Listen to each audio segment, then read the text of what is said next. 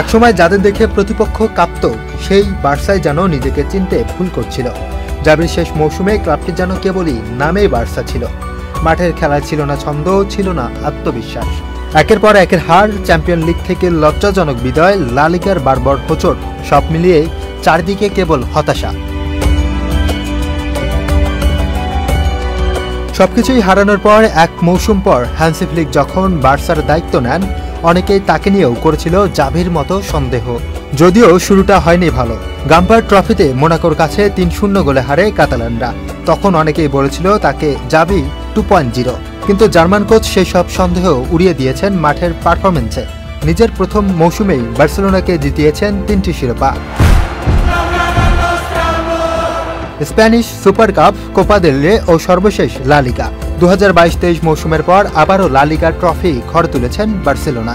নতুন করে স্বপ্ন দেখাচ্ছে হ্যান্সি ফ্লিক নতুন বার্সেলোনার। Muin Chowdhury, channel I.